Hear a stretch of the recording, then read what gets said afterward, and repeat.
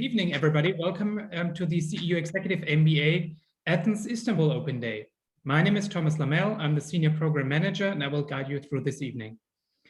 We are pleased to announce just another successful collaboration with our partner Advantage Austria, Athens, Ankara, and Istanbul tonight. We will start with the program presentation by Faculty Co-Director Professor Maciej Kisilowski. Thereafter, you will have the chance to meet current participants and alumni. Then Professor Gabor Bekes will deliver a research presentation on getting noticed on social media, A/B testing in action. If you have any questions, shoot them in the chat box and I will collect them for the Q&A session. But first, let me introduce Maciej Kisilowski to you.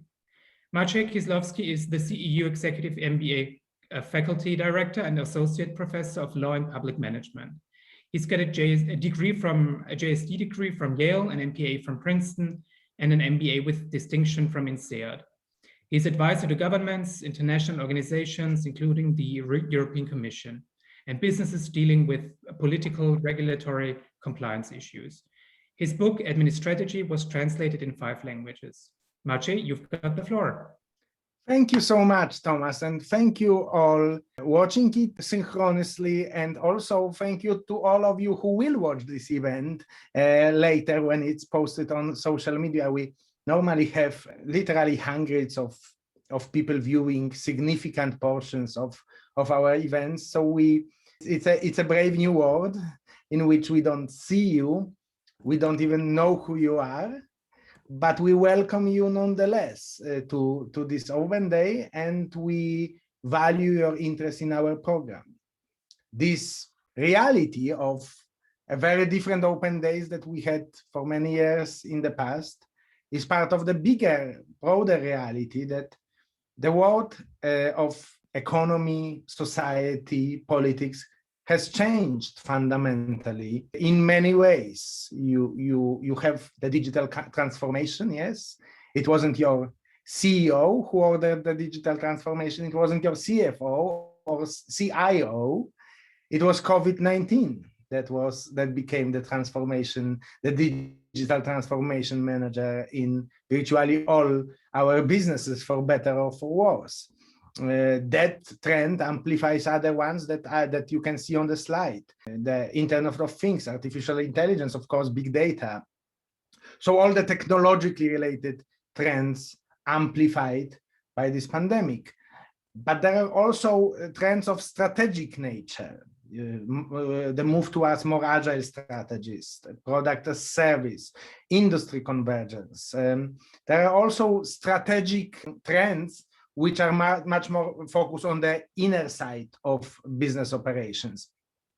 The learning culture, the learning organization, the notion of continuous learning, the notion of fearless organizations and how organizations should deal with uncertainty, with innovation, and of course, the notion of sustainable businesses, which leads you to another huge area of change in our business environment, which is the changing societal expectations of business. We have now sustainability not as a kind of edgy domain of a few most progressive businesses.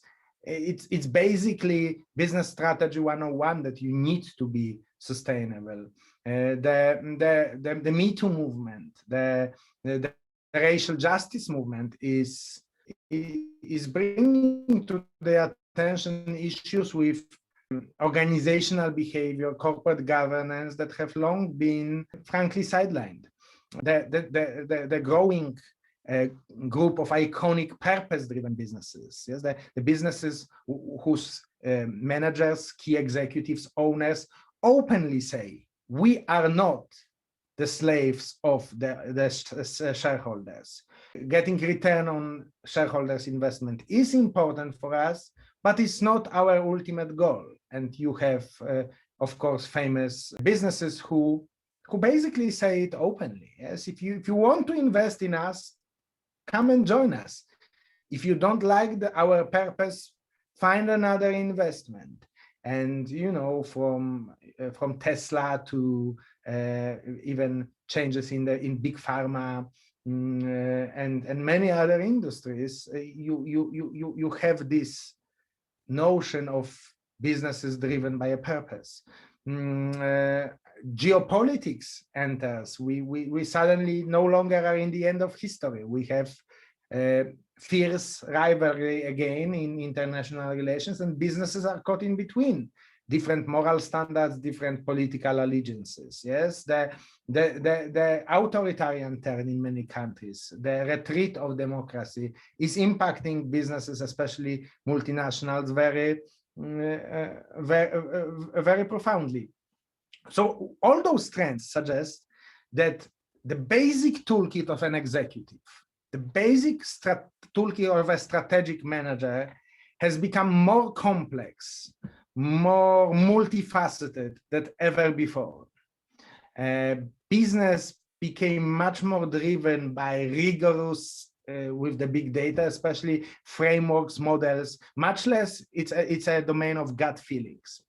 So all of this should suggest that managerial education should be seeing a boom. Yes, if we need more knowledge, hard knowledge, not a cocktail party conversation, but hard skills and knowledge to be an effective strategic manager, then, you know, people in the 70s or 60s or 80s, even 90s, then of course, mid-career managerial education should be booming. And in many ways it is, but the huge demand for MBA programs raised kind of a backlash, as it happens in many areas in life currently. When you have one trend, there is a backlash against it. And the backlash is that a lot of people are asking, is an MBA still worth it? The costs went, you know, through the roof of MBA programs. And people are starting questioning, like, even with the more knowledge intensive management, is it still worth it to pursue an MBA? This is a paradox. More need for hard knowledge to be a strategic manager, and yet more questions than ever about an MBA and its value. Now, most institutions that you can consider and who are our competitors for your attention, interest, and applications fall under one of the two models to how to respond to this paradox. On the one side, you have what we can call an MBA in your city. In virtually every major metropolis, you have solid local programs that offer part-time options for working managers to get the free magic letters after your name. They are easy to pursue, usually a weekend format or an evening format, no work interruption. They are relatively inexpensive, usually up to 80,000 tuition, but it comes at a cost. They are usually very big institutions, almost like an MBA factories, which means they adopt a very plain vanilla curriculum, solid, but without any surprises or wow effects. Because they are weekend or afternoon programs, they of course have relatively few international students. Those who are international are usually expats living in a given metropolis, which is, of course, adds to diversity, but national diversity is not the only diversity. The fact that everybody comes from the same hub comes with a cost of having fewer perspectives in class, even if they happen to be from many nationalities. And also, those universities usually have mostly local faculty. They attract people who may even be educated abroad, but there is this kind of core, the two come together. There is this core local faculty and local student body, which kind of creates the main feeling of the class. Even if the program is in English, very often the experience is that people switch to a local language the moment the class ends. And that's kind of a tangible sign of that type of a program. On the other end of the spectrum are the leading business schools, which are, the vast majority of them in North America. MBA is an American degree, it's an American standard, and it, most famously, natively is offered by big research American universities. They cannot be more different from the MBA in your city. They have a very differentiated curriculum, very often a mission-driven curriculum. You can say by just giving a brand, if you know the market, what this MBA is about, what unique thing is that the MBA is about. It attracts global faculty with top credentials, and it is almost always a full-time program. So it, of course, can attract international student body, but at a very high cost. The tuition is very high, but to that you need to add relocation costs, lost income for usually 2 years, and family challenges that come from a long relocation of the entire family. All of this comes down to, definitely six-figure bill at the end. 120,000 plus is a relatively conservative estimate of what it will cost you altogether. One of the most important things that you get in exchange is what I call campus experience. This kind of immersive, difficult to define feeling that differentiates pursuing a top degree with even the best Coursera course. Yes, there is this, because learning is not linear, especially learning about such a complex issue as management, senior strategic management. It's a combination of what a faculty tells you, with an interaction with students, with what you surreptitiously learn during your teamwork or at a break, at a lunch break, what you may, just another event completely unrelated to management that you will see at the campus where you reside, in this case, and which can, change your life. The alumni body that provides an identity, not only network, but community and identity. All those things are part of the magic of the top universities in the US. So with an enormous generosity of our funder, George Soros, CEU was established in the heart of Europe, with our current home being Vienna, as kind of a best of both worlds, as an option, an amazingly attractive middle option for people who don't want to go into either sides of this market.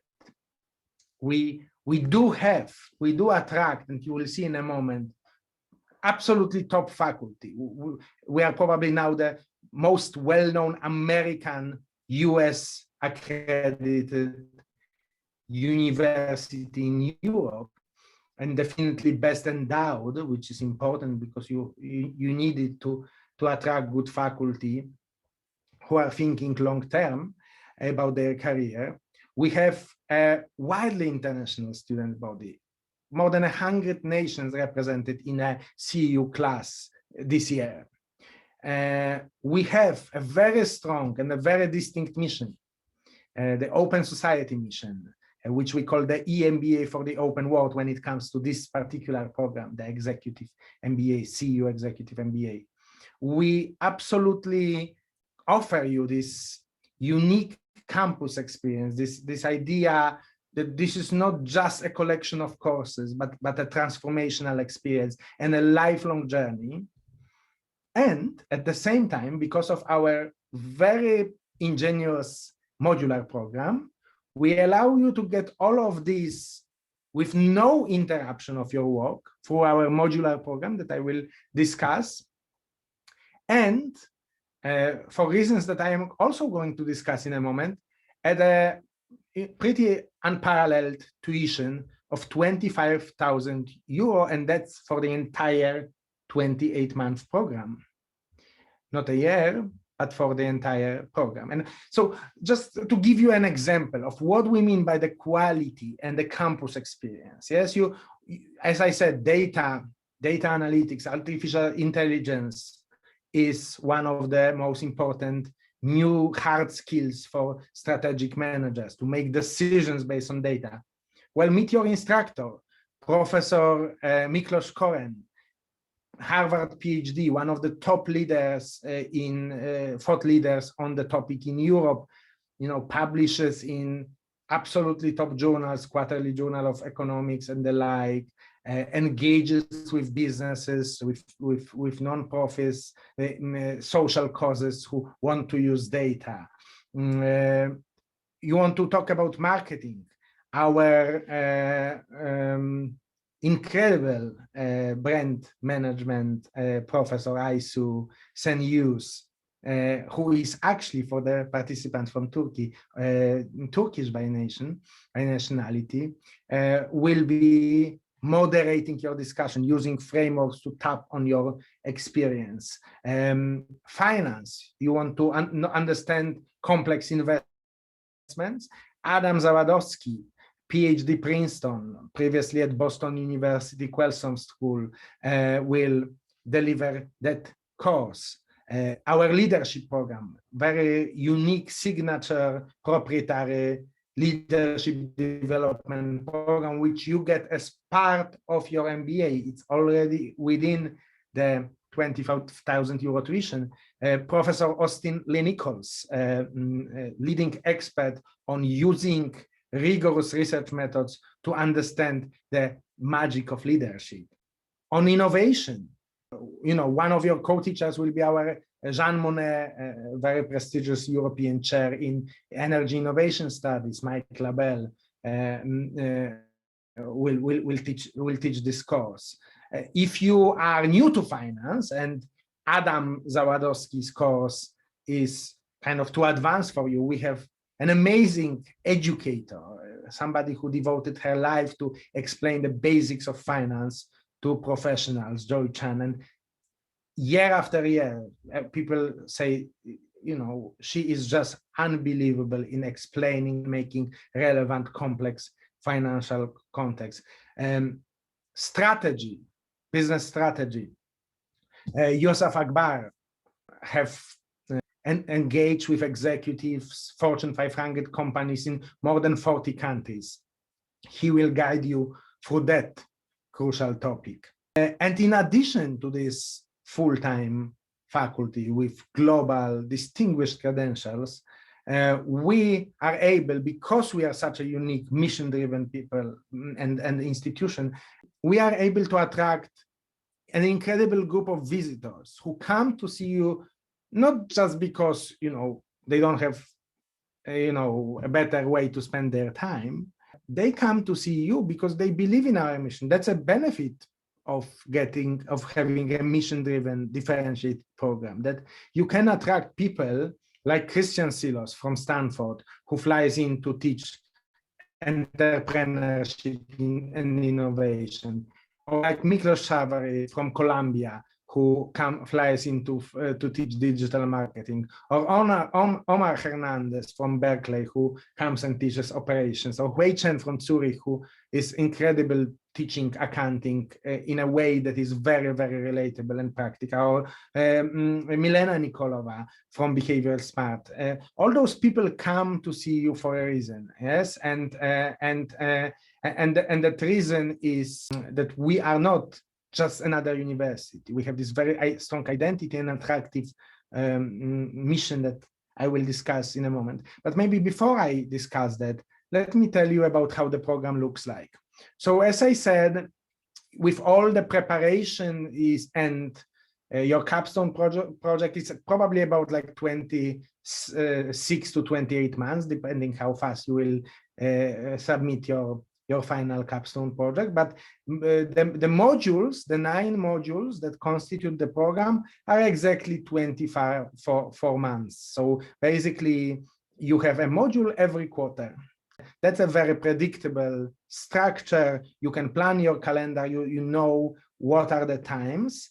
And as you can see, we have out of the 9 modules, 5 are the 9-day modules. So you fly to us on Friday night and you start Saturday morning and you come back and you finish by lunchtime on Sunday, the week after, to fly back home.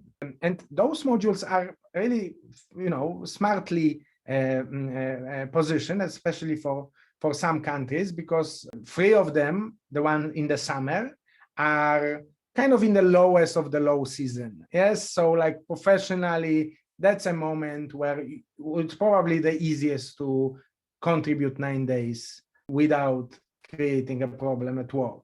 So the Budapest modules, the summer modules, and Budapest is gorgeous in the summer. We have a campus there, which is beautiful. So this is an experience. It's not only learning. We have amazing program for families if you want to bring your family. It's very intensive, but it's also very, it's a lot of fun because everybody has a little more time on their and a little freer mind than during the middle of the year or higher seasons. And that shows in the atmosphere. So during this time, we do, for example, the leadership program because it requires you a little more attention. Then you have fall modules, which are short, just 3.5 days, usually Thursday to Sunday.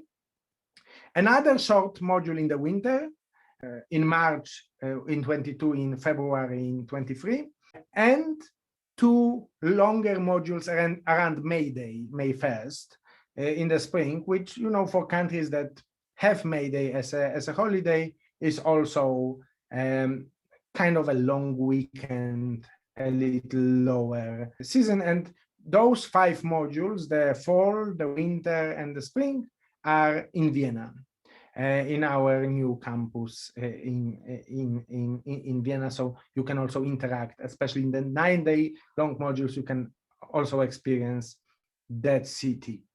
After you graduate, as I said, part of this experience is that not only what happens during the degree, but also after the degree. And CEU is an all-graduate school.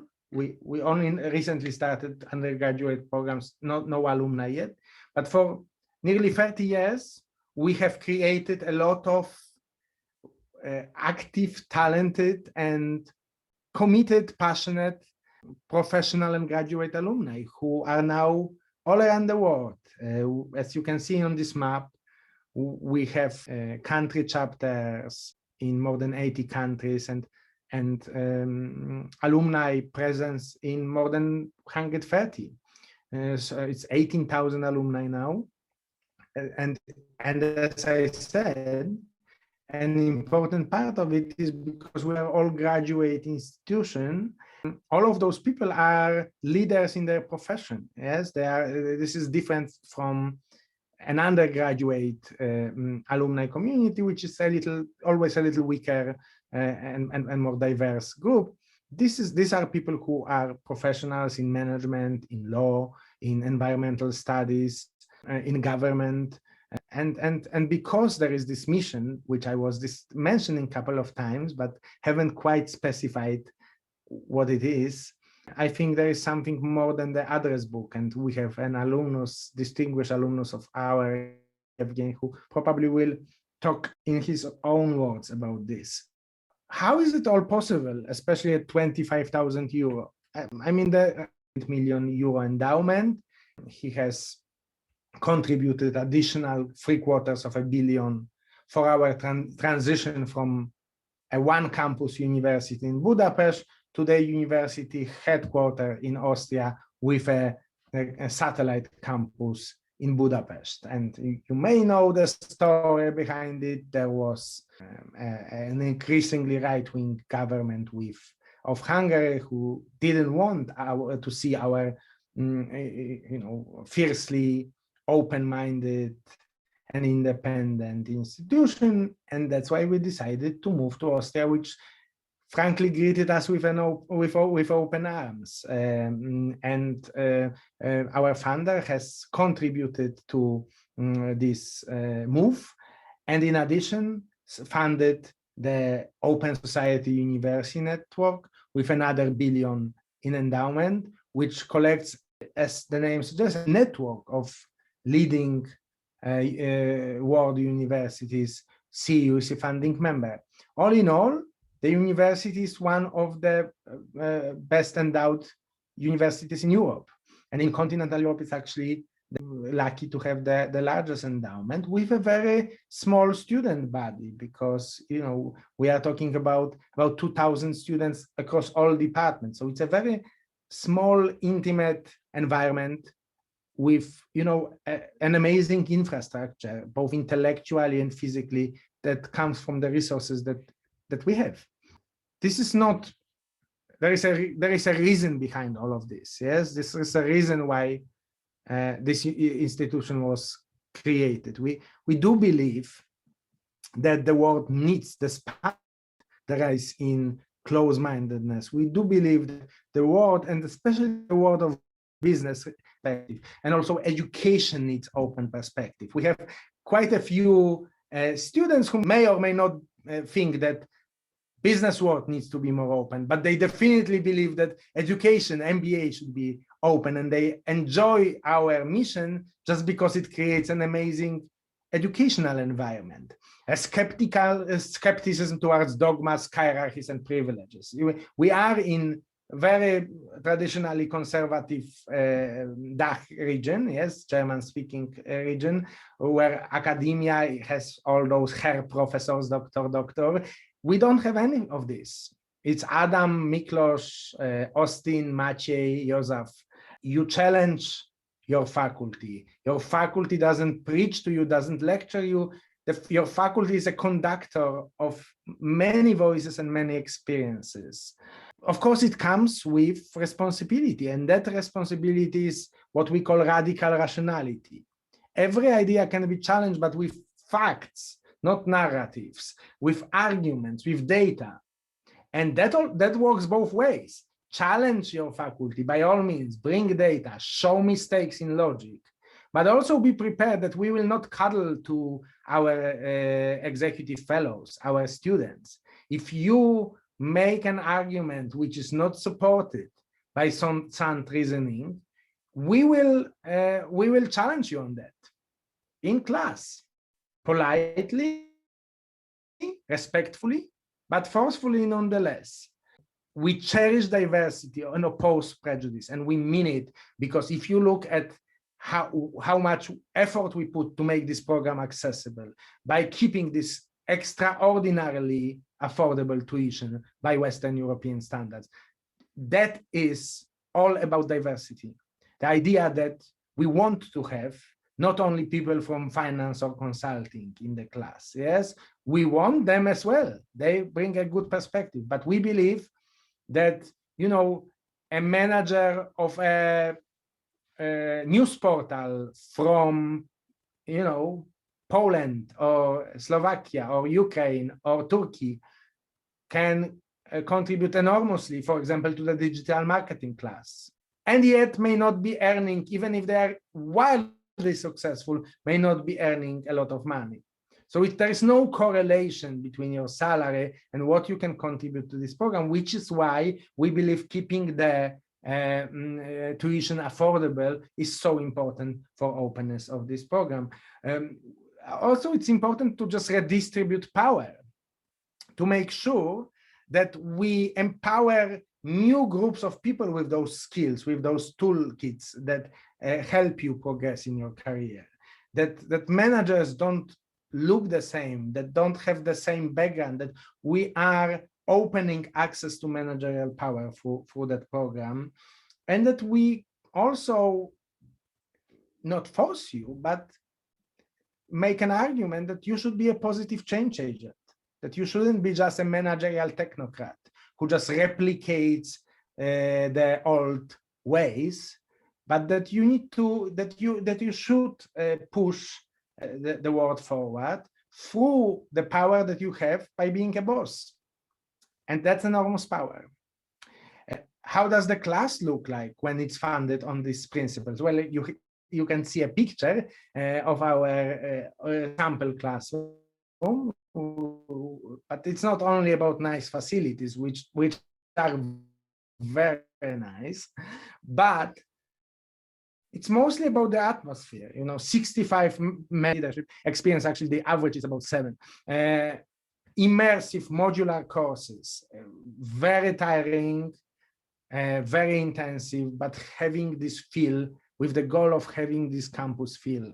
High-level strategic decision-making and leadership training, the perfect mix of hard and soft skills. We are neither the hard skill program nor the soft skill program. We are both, and cutting edge case-based instruction. As I said, 25,000 euro is tuition this year. I must say we will be slightly increasing to 29 next year, but this year it's still 25,000. We try to make it as easy for you to travel to the program, to stay on our module. So we have special rates from our partner hotels in Vienna and Budapest, and discounts on flights with the Lufthansa group. So all of this is kind of well thought through from your perspective to make sure that this is an intensive experience, but also a doable experience, that those other expenses, which are an important part of the MBA, are not too high. June 6th is a deadline. Join us and experience it for yourself, and start this post-pandemic reality by investing in your future, by moving from a functional level and elevating your profile from this functional level to a truly strategic level. And we are really good in doing this. If that's what you are looking for, this is a really good program to do it. Thank you so much. I will later, after Gabor's presentation, research presentation, also answer questions, but now back to Thomas. Thank you very much, Maciej. So we've heard so much about the program, its strengths and opportunities. Let's hear from people who are in the program already or have done the program in the past. I would like to introduce our current participant, Athanasios Karatanos, to our attendees. Athanasios is partner at SOL Growth here in Greece, and he's a current participant of the current cohort. And Athanasios, welcome to the Open Day. It would be great if you could tell the audience why you chose CEU Executive MBA back then when you were in the decision-making process. Yeah, hello everyone. Hi, Thomas.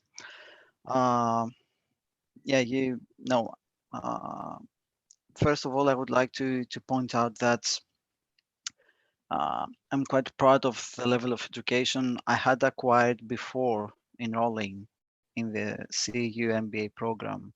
I studied accounting and finance, and together with working, I got a master's degree in auditing and accounting in one of the best universities regarding economic sciences in Greece. And the knowledge I received during my studies and the skills I have developed as a CPA, they're great and they are highly valued in general, but they are more or less technical skills, accounting principles, auditing standards, financial instruments, and so on. I wanted and I realized that I had to improve leadership skills and develop advanced management skills. And how could I achieve this? The answer for me was CEU EMBA. It is an MBA accredited program in one of the most reputable universities, not only in Central Europe, I would say in the whole Europe.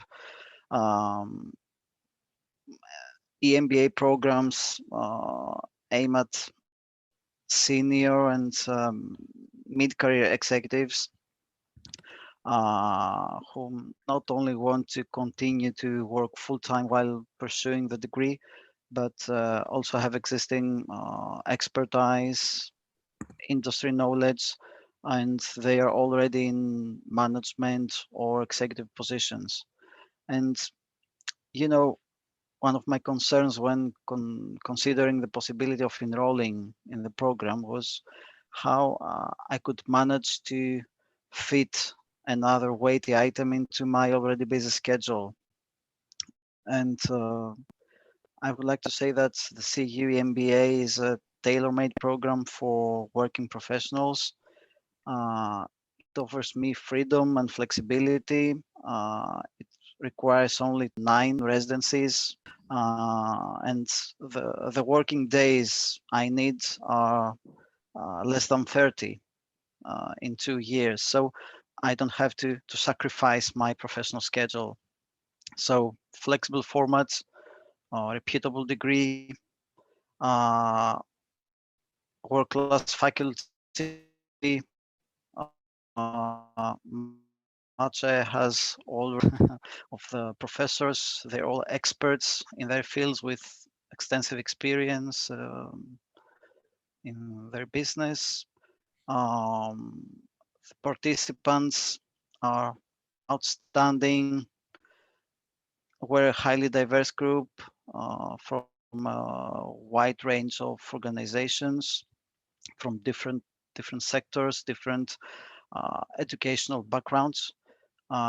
We're divided in different support teams, each of which consists of 4 to 5 students. And given the diversity of backgrounds and experience, those support teams provide an additional learning tool. They facilitate the sharing of information. Anyway, I don't want to tire you out. I'm so excited to participate in this EMBA.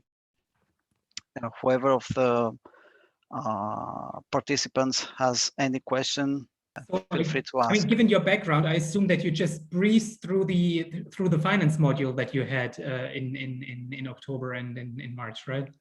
Yeah, I totally yeah, I totally enjoy finance classes. Yeah, but it's not only about finance. I mean, this MBA has to do with, as I said before, management and leadership skills are the most important for most managers. I mean, you were in a lucky position because, like, most other participants were, freaking out over the finance exam because, Yeah, and most control people, as well. Exactly. Most people don't have the finance background that you have. But I think it will be the other way around when you will be exposed to modules where you don't have any background. But I think that's a major advantage of the program, to be exposed to approaches and ideas and backgrounds that you have not been dealing with. I mean, that's where learning starts, to deal with new ideas, basically. Athanasios, thank you very much. Thank you very much. I would like to move to Yevgen, to our alumni. Yevgen Grosse is regional manager at UNDP. Maybe you can tell us something about your background and why you chose CEU back then. Hello, and many thanks for Maciej for presenting the new program, which actually looks a bit different from what I attended, but still quite exciting. And many thanks to Athanasios. It's also very interesting for me to hear what current students feel about the program. I've been studying at part-time executive MBA between 2016 2018. So it's the last year when CEU was still a single campus institution in Budapest. How I got there? My background is environmental policy. I did a master's degree in environmental science at CEU back in 2001, and since then I worked mainly on the topics of climate change, energy efficiency, etc. So mainly in project manager roles in the development projects of European Bank for Reconstruction and Development, or the World Bank at the time when I was doing the MBA. So maybe answering the question why I decided to join the program, I think I had quite substantial experience already by then, but was feeling that I'm more or less doing the same thing. It doesn't mean that I wanted to quit the industry, but I just wanted to probably either get to a different level or learn to do things differently. Also, I think coming to the technical part, what you just mentioned, I think the finance was particularly challenging for me, because coming from the policy side and being in the managerial role, I think that was one of the things that made me really struggle time to time. And that was bringing me to a decision that it's maybe time to do some more serious investment in the education, both from the side of finance, but also from management. And then I think looking through different offers that were available at that time, I thought that the CEU is definitely the best. I think now it would be to fly there and back every sort of fourth week, which sometimes was challenging, especially when you have a difficult time at work. This was challenging. I think now it's really well aligned for people who would still like to stay in their position, continue working, but have some limited time they can dedicate to studies. Then I think I was also very happy to see many familiar faces among the professors just presented by Maciej. Also, I can just praise both on technical level. I think it was very good. I think I got my answers for the finance part, but also more than that. So as mentioned, I think the strategy,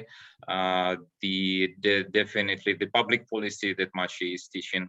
I also can mention here.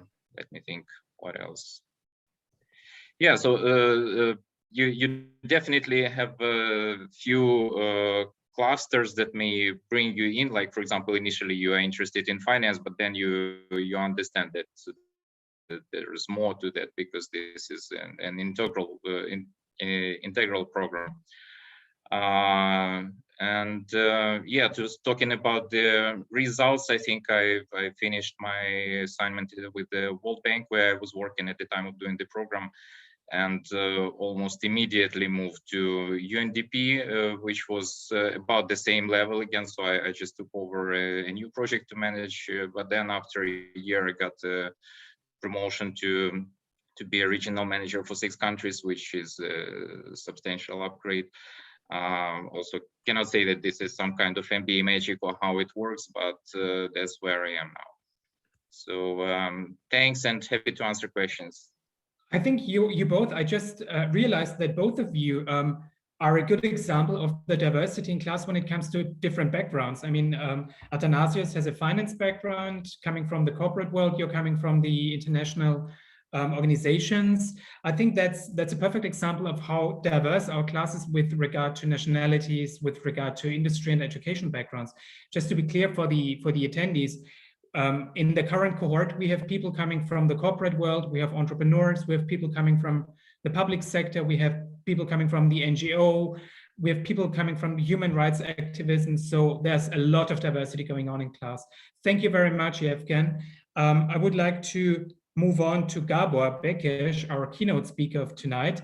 Let me introduce him to you. Professor Gabor Bekes is assistant professor at the Department of Economics and Business at CEU and head of the master's program in business analytics.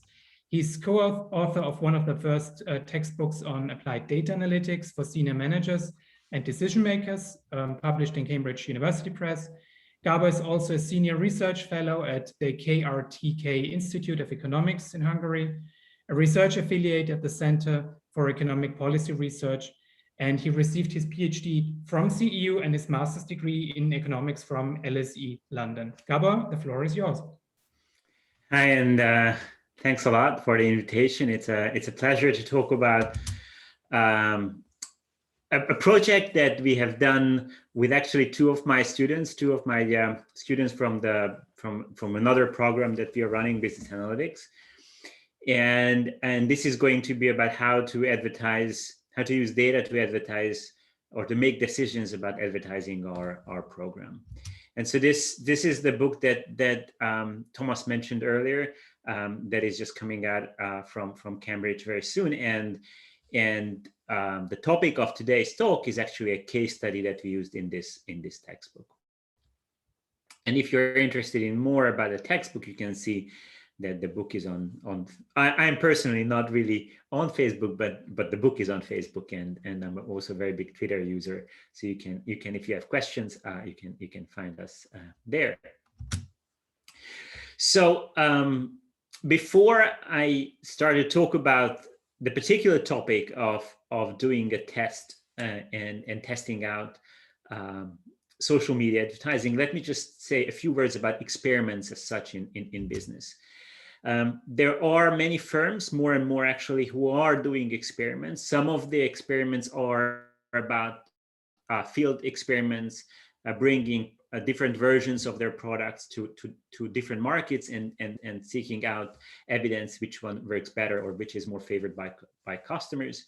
There's a lot of online experimenting going on, especially by firms that are active have an active presence online, but also many smaller firms are testing, their web design, the channels that they use for selling products, and of course, there's a lot of experiments that you may that are running in the background whenever you do some shopping, that are testing promotions, that are testing how you buy stuff, what happens when you see a variety of visual impacts.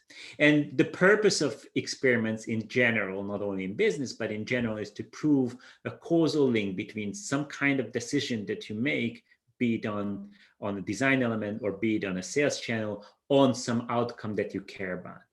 Clicks, sales, some measure that you care about. So this is kind of the big picture background that we are starting from.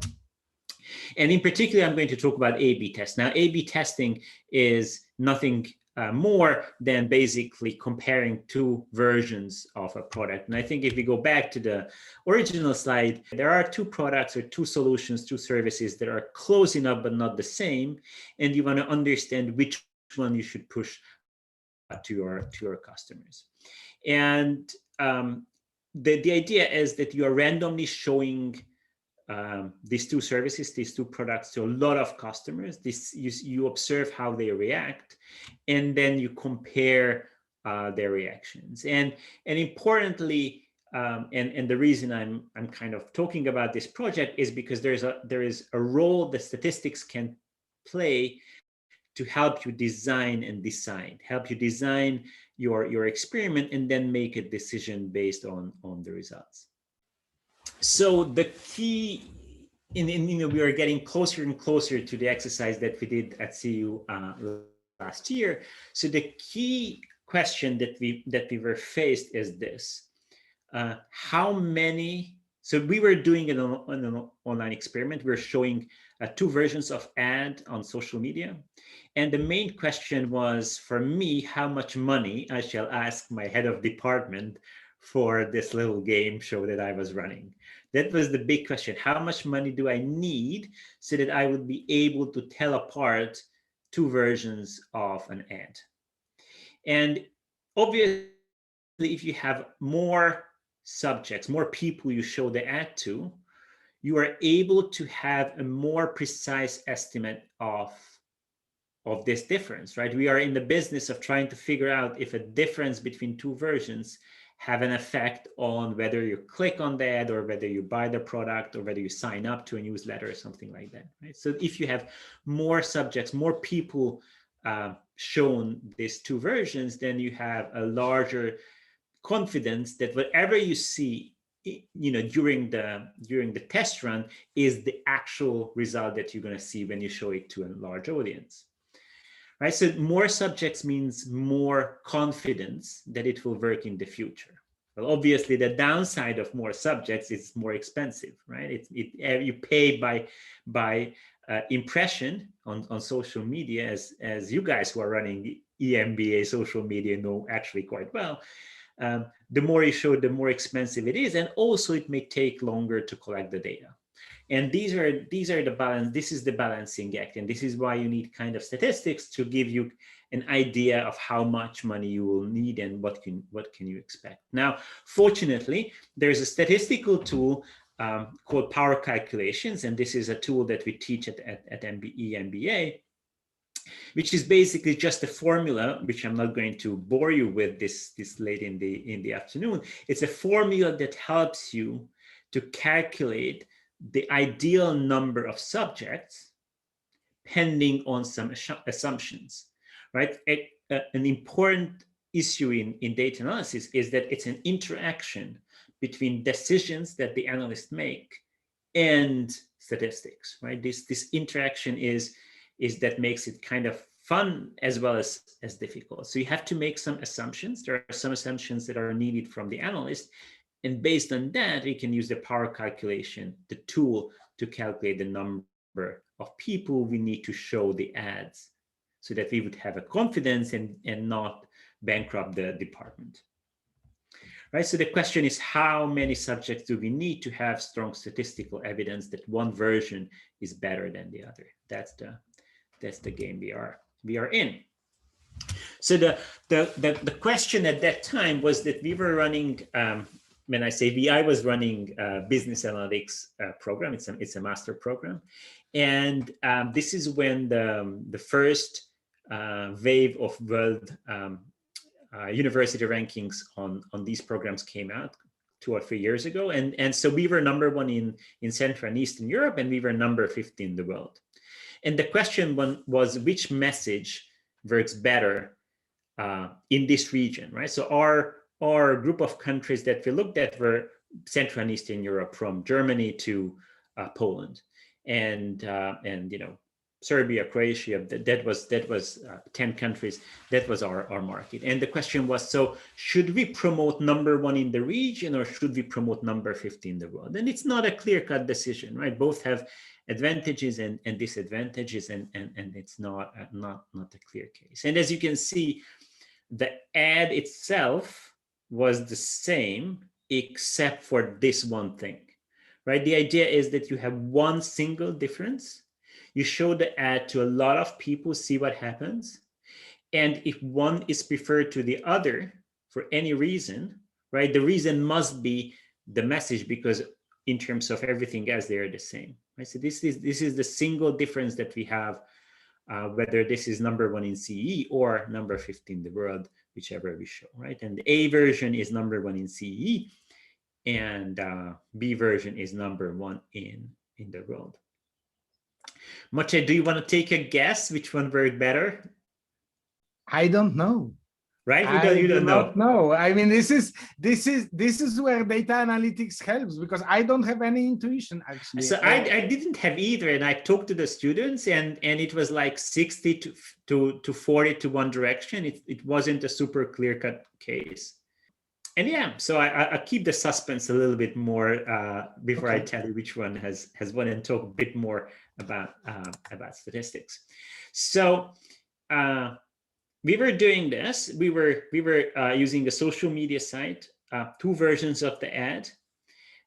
The target audience was through combination of filtering, basically selecting that we are interested in certain types of demographics, and lookalike, so basically people who are close to the student body that we have had. And so there are 2 outcomes that we were interested in. The first is called click-through rate. It's the share of people who click on the ad, right? So that's already some kind of engagement, that people click on the ad and come to our landing page and read something about the program. And the second was conversion rate, is that people who actually sign up, give their information, interact with us in the future, right? These were the two outcomes that we were interested in. And so what, the process is, we're going to make assumptions about how people react. We're going to use those assumptions to come up with an estimate of how much money we make, how much money we need. Then I go and ask for money, and then design the two ads, show them to a lot of people, look at the results, and make the call. Right? That's the process. You start with some assumptions so that you can have a first estimate of how much money you need. Then there is a decision maker who says, well, I'm not going to give you this much money, so forget about it. Or they will say, here is the money, and show me what you have. And then you need to spend a lot of energy on designing the ads and making sure that there's only one difference. So whatever you find is due to that difference, and then run the process and look at the results. Okay, so we are going to run a poll, and please, the panelists and everybody is here. Please, pick your estimate. And this is the question. What do you think would be the estimate of click-through rate? So the share of people who click on the ad, right? It's between 0 and 100, and there are just 6 options. 0.1% to 1%, 5%, 10, and 20, and the same for the conversion rate, the share of people who sign up and give some information, right? So this is the share of people who already clicked.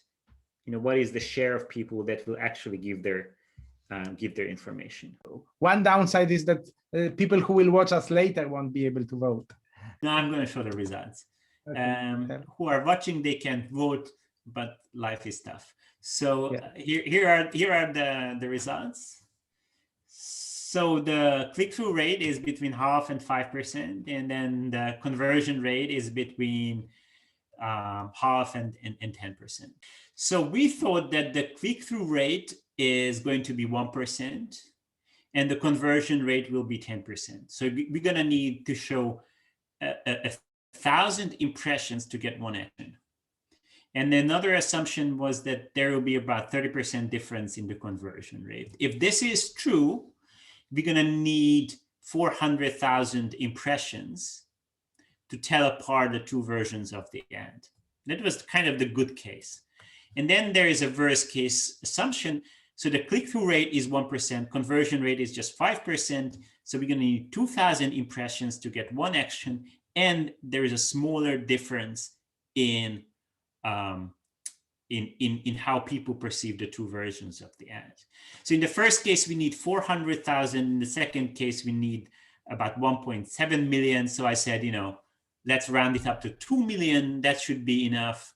And right, so my estimate was not very far from what you guys were saying.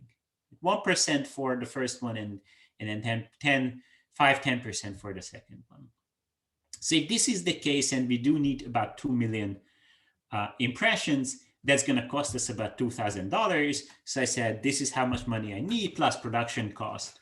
And then I, massively underestimated the work that is needed. We had like about 11 person days spent on this. So that's not part of the $2,000 budget. Plus there was a couple of $100 of production cost of website design, stuff like that.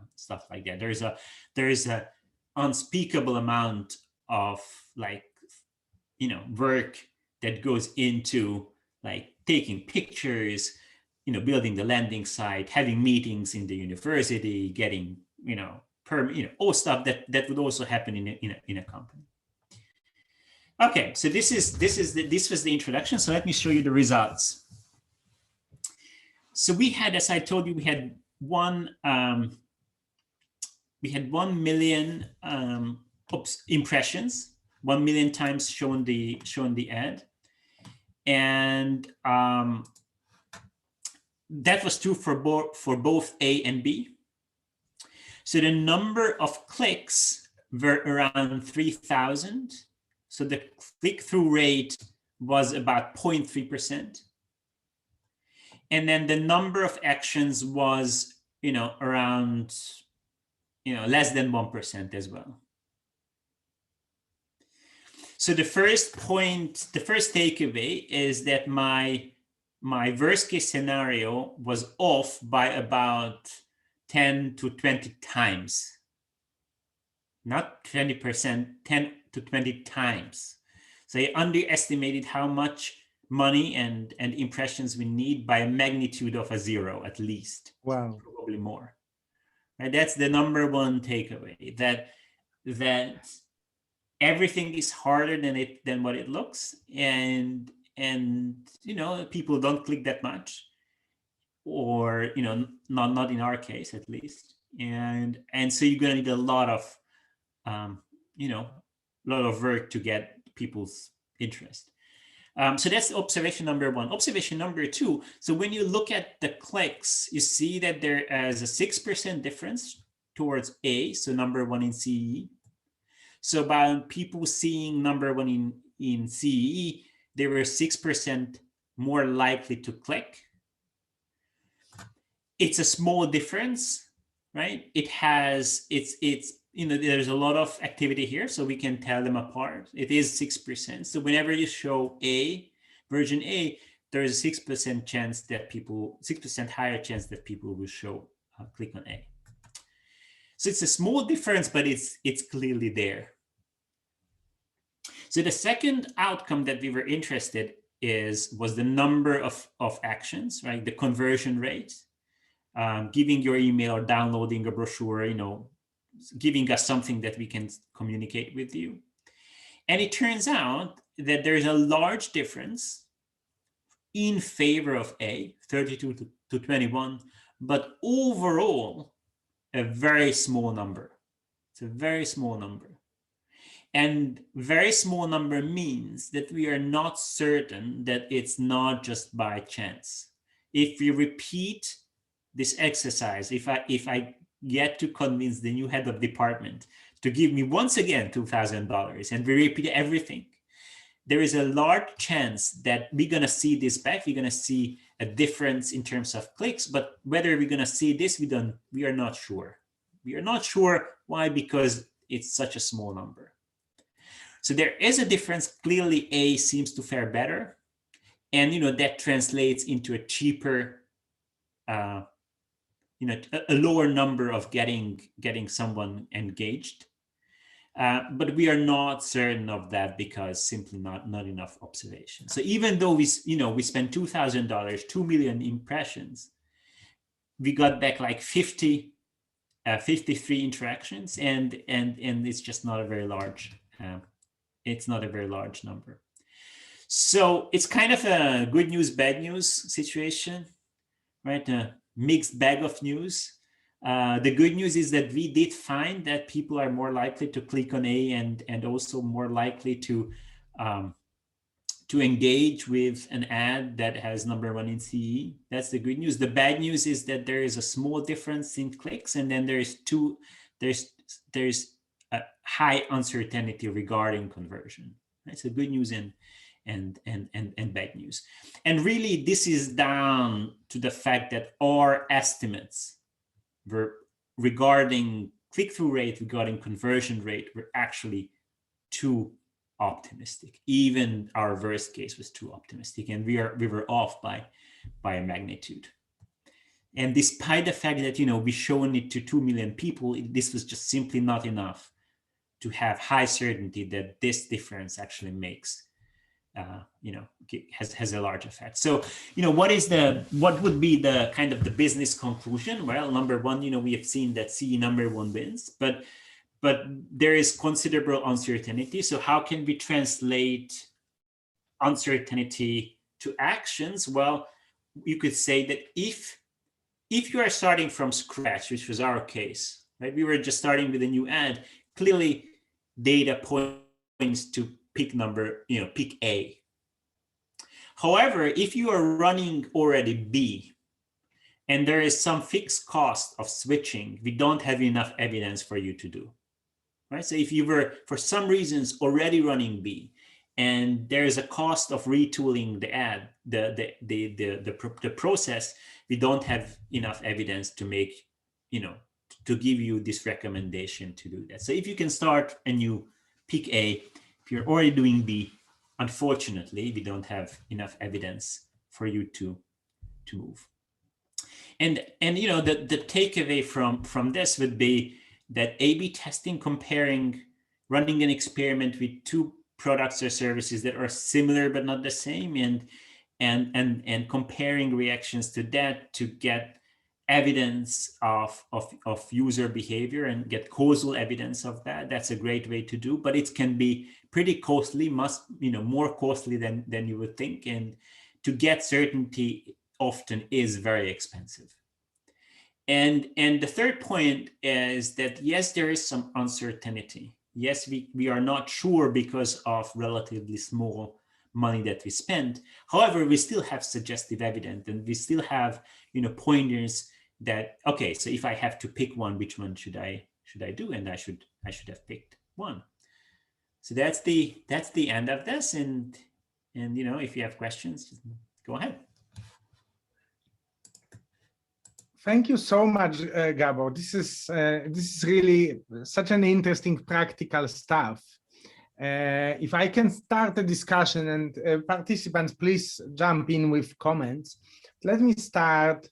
It's such a nice little caselet of how you make decisions about data. Yes, so I want to generalize from this, or ask you to generalize from this. Like, I can totally see how an ad agency brings an idea like this to an executive, yes, and says, just like you were saying to the head of department, spend money.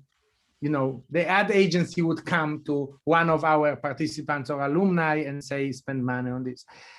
If you can, maybe attempt to give a sort of a higher level thoughts of yours.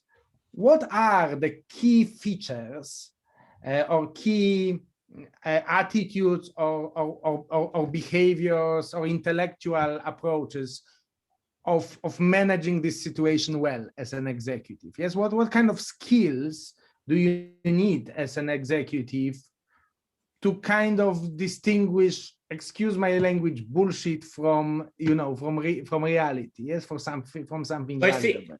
I think it's a good question, and so the slogan that we run in my course is constructive skepticism.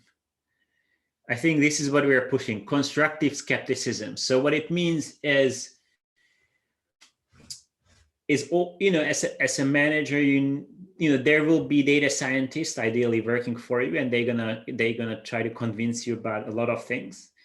And there will be ad agencies who want your money, and so you need to be skeptical as a starting point regarding what can be achieved, exactly because of a lot of bullshit going on and a lot of false promises.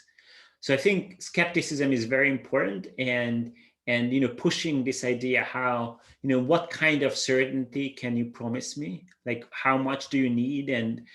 And often it's better to spend 10 times the money and then actually learn something, rather than spend a little bit of money and then know nothing, right? Very often, you would want to spend a bit of money and see what happens. And then very often when you spend a little bit of money, nothing happens, or very little, right? This was our case. We spent some money, not a lot. We learned something, but not super convincing, right? And that was useful. But often, this middle ground is not the way. So be skeptical. Challenge your analyst to make to make some discussion about uncertainty, and then once you do that, the constructive part is that, yes, we will never know everything, but there are many things we can still know, and then maybe with some uncertainty, but at some point we need to be constructive, right? We cannot just say that there are trouble with data analytics and there are always problems, so we shouldn't do anything, right? You must have a constructive way, because this is how you can learn from data. So the hard part, and you know, people say data science is both science and art, and so the art part and the management part is the balance, being skeptical and then being constructive. No, that makes so much sense. And let me follow up, both participants, but also Evgen and Athanasios, if you want to jump in with questions, please feel free. I want to follow up with you know, because like for it's interesting because your example also shows limitation of data. So like you are not a data fanatic, which I so much respect in you, because like you see both sides of the coin. So with that approach, your constructive skepticism to your own discipline, if you can tell us, what is your thinking about the future of intuition in management? Do you think intuition is going to get obsolete, like, you know, like manual labor is going to be replaced by robots? Intuition is going to be replaced by data analytics, or do you think there will be a place for intuition in management? I mean, so one thing is that think about, you know, that everybody should think about what can computers do and then do something else, right? Because you shouldn't try to compete with the future versions of computers, right? So anything that can be replaced by algorithms will be replaced. So you shouldn't do anything like that. So what are the human traits that are complementary to AI and machine learning? Well, probably stuff like, you know, soft skills like ethics and decision making and some kind of emotional capacity. I think these are complements rather than substitutes, and you should that's the value of those. So I'm not sure what intuition is. So I think intuition is partially replaceable because intuition is a model that you have in mind, partially a model that you have in mind, and that is based on your past experience. So part of intuition will be replaced by algorithms, as long as intuition is kind of an unwritten model, heuristics, if you were, that you have in mind. I mean, we are getting pretty meta, right? But I think as long as intuition is that, part of that will be replaced. I think when you think about intuition as something that is more than the past experiences, that is, you know, being attentive to other people and being attentive to your environment, more emotional intelligence, I think that part will not be replaced. And these are the kind of the complements to algorithms, or, you know, more fancy word AI. Thank you very much, Gabor. I think that was a perfect conclusion for your keynote speech. Thank you very much, Gabor. We really enjoyed your presentation. We're now moving on to the Q&A part of this evening. I collected all the questions that you put into the chat box. And let me start with the elephant in the room with a question for Maciej. How about Corona at the current situation? What are the COVID measures on campus? And are we moving to online education? And if not, why not? Thank you, Gabor. This was very helpful and practical, kind of in the spirit of what we try to do every day. So this is most appreciated, and thank you for your time this evening. You are very welcome. Coming to your Maciej, question, thanks for the invitation. And as I put out, you know, we are on social media. So if you have questions, you know, feel free to find us and happy to talk about data stuff. Yeah, and respect. Okay. Thanks. Okay. Bye. Thanks. Coming to the question of COVID. So, of course, this is a serious concern for us, and let me tell you about our philosophy regarding COVID. Our philosophy regarding COVID is to do everything what's in our power to maintain on-campus education. A lot of our competitors, even very, very expensive one, decided as a matter of convenience to basically move everything online last year. We didn't. We had a very carefully orchestrated module in August, the long one, with a lot of social distancing. There was no, believe it or not, there was no antigen testing in August. It's like, it's incredible how the world is changing, but it didn't exist at the time. So we couldn't do that. The moment the antigen tests came, just before our fall module, we were one of the first programs in Austria that basically did mass antigen testing for everyone on entrance to keep the fall module.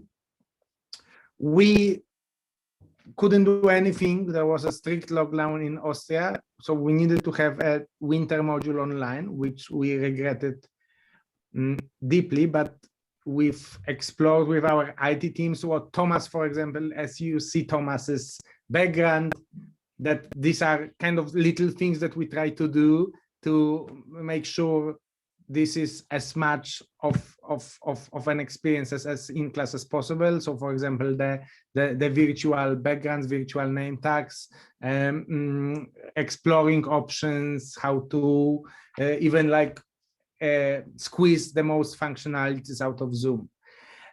Now, your program, for those of you who are interested in the next cohort, your program starts in August.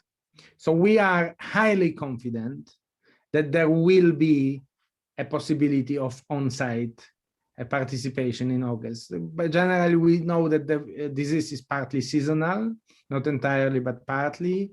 The vaccination effort in the second quarter in Europe is going to pick up very significantly. We also know that some of you may not be able to travel. However, if you can't travel in August, you will be able to join online. And our experience shows that actually you benefit even if you can't come on site from the fact that it's an on-site module, because if you have just a few participants online, they are kind of more visible for the instructor. We have like those big screens showing, so like the instructor sees in a class online participants kind of like as if they were in the front row. And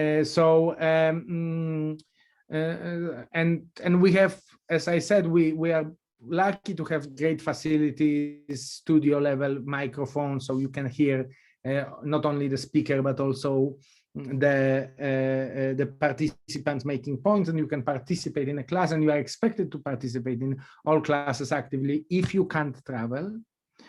But we of course believe that most of you, if not all of you, will be able to travel already in August, and definitely if not in August, then in the fall, when the vaccination effort spreads beyond the European Union. This program is a 2-year program. You will graduate in 2023 in August. You have just 2 modules in 21 out of 9. Yes, 7 will be in 22 and 23. Can we say for sure that the pandemic is now going to fundamentally change our life for years? No, we can't. But the experience of countries which are highly vaccinated suggests that the life actually, there is a huge demand, at least, for the life to return to normal and to have some real interactions, in-person interactions, not have everything on Zoom. Our expectation is that high quality, experiential, mid-career managerial education will be one of those few things where people will want to do it on site because of the community aspect, because of the experiential aspect. We probably will be much more careful in the post-COVID world, selecting where, because there will always be some risk even if you are vaccinated. So we selecting the place, the activities we want to do in person will be much more careful. Selecting the reasons to travel will be much more careful. We believe that this will be one of the few things that for sure people will want to do on site, because it's just the question of experience and the question of community and intellectual exchange. So we are keeping the on-site program. with an online option for those who can't travel, but not for any other reasons. You can't just participate in CEU Executive MBA online because you prefer so. You need to tell us that there are travel restrictions or your health reasons that it's unsafe for you, and then we will accommodate you.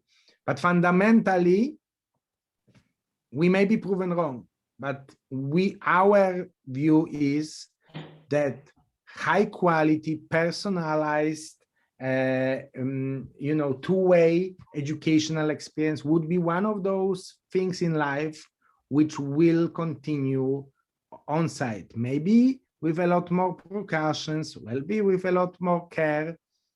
But fundamentally, we don't believe high quality, impactful, personalized education will become an online product. That's our theory of the future. I'm happy to discuss with you in a few years whether we are proven right or wrong. I think we'll be proven right. Thank you very much, Maciej. The next obvious question deals with the application. What does the application process look like? And what are formal criteria that would qualify people for an application? So why don't you take it, Thomas? Sure, I'd love to.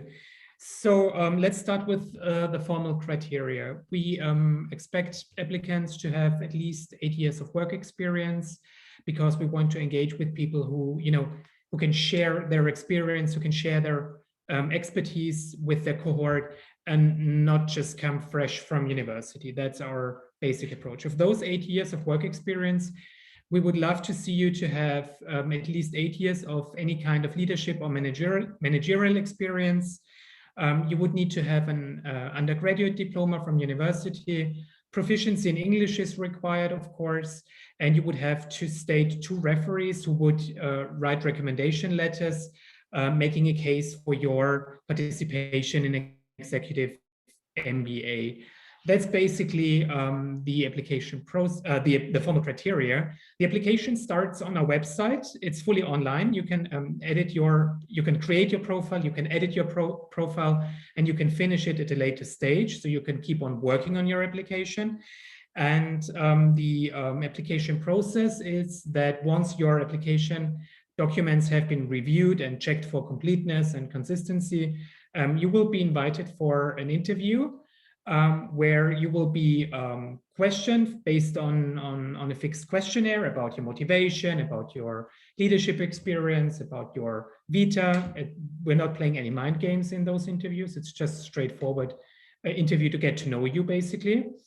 And after the interview, you will receive an admission decision from the program office. And between the interview and the admission decision, your case will be presented to the rector, to Michael Ignatieff, because we are happy to say that all of our participants are hand-selected by our rector, Michael Ignatieff. So if you reach that stage, you can be honored and you can be pleased to have reached that stage, and hopefully will be admitted to Executive MBA.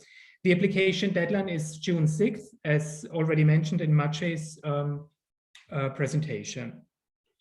So I've got another question for you, Maciej, which deals with the importance of leadership in the curriculum.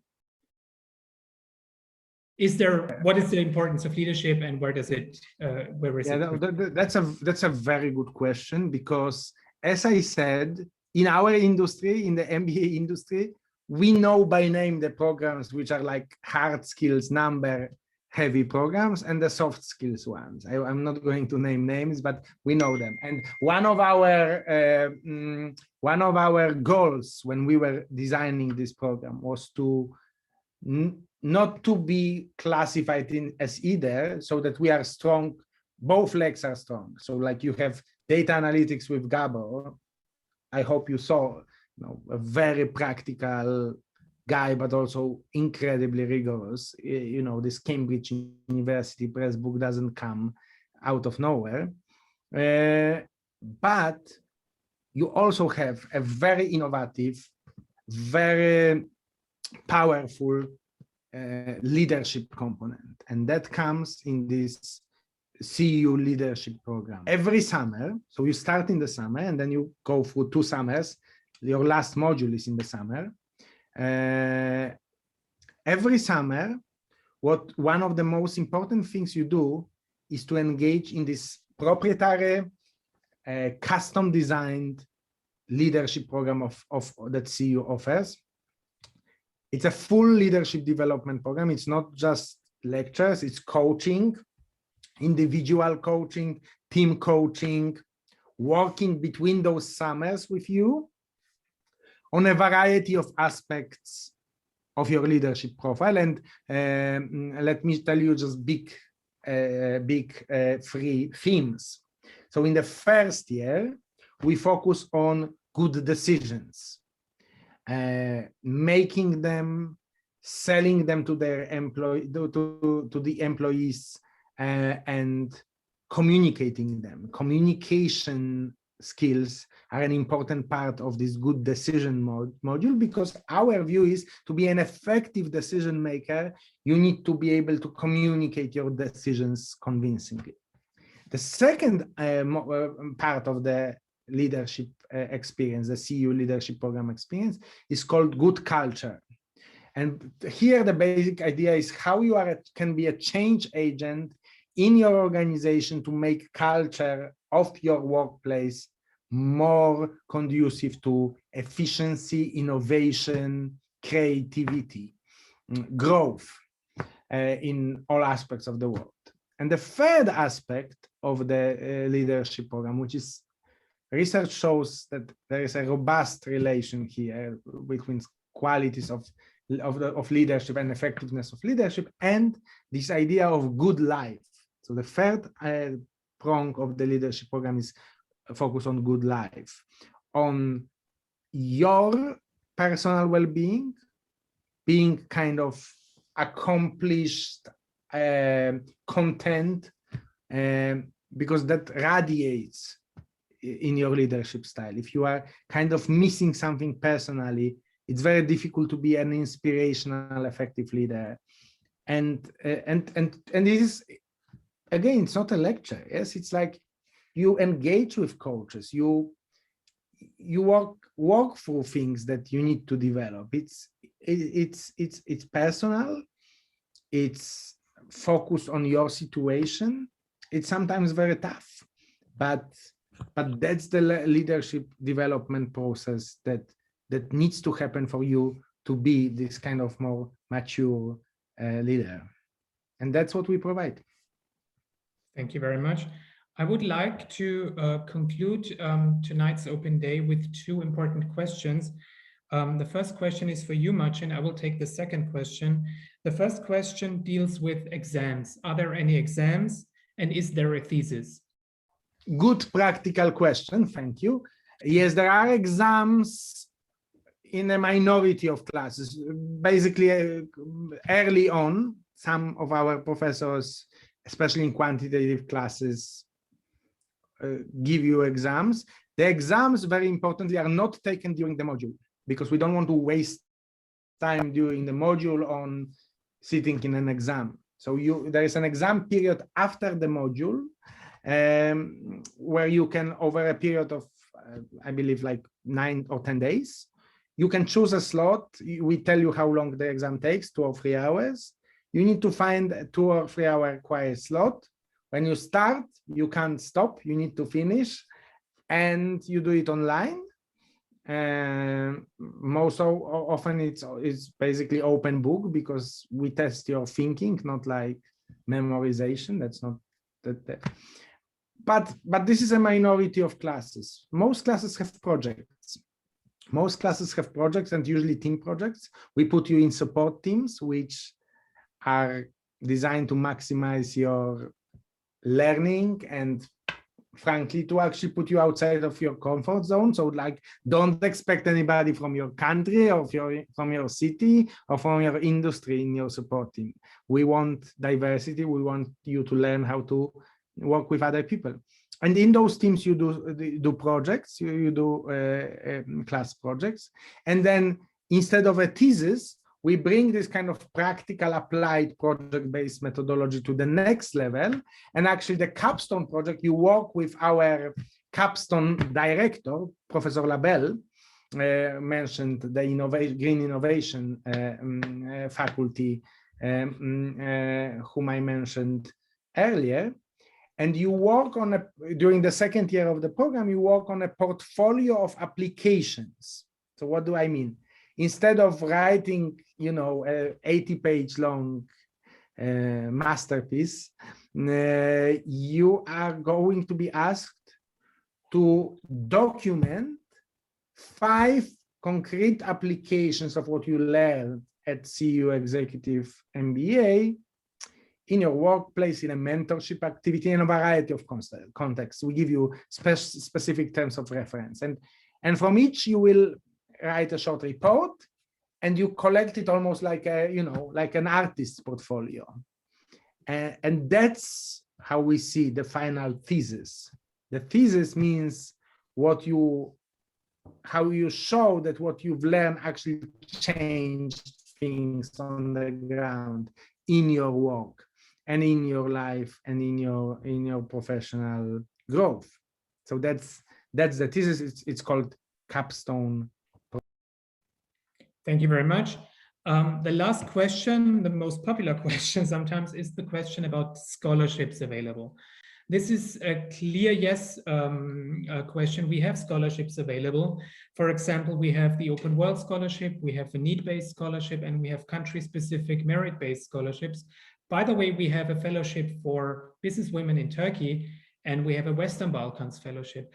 But I'm not going to explain all the fellowships during this open day. I would kindly ask you to book an interview and one-on-one consultation with me, where I can give you individual counseling on your individual specific financial situation, and I could advise you the most appropriate scholarship for you that would be the most appropriate. I'm shooting in the link for one-on-one consultations. Please follow that link and just book a consultation that at your convenience, and I'll be happy to take it from there and get to know you in the one-on-one consultation. So I would like to thank everybody who was involved in this open day.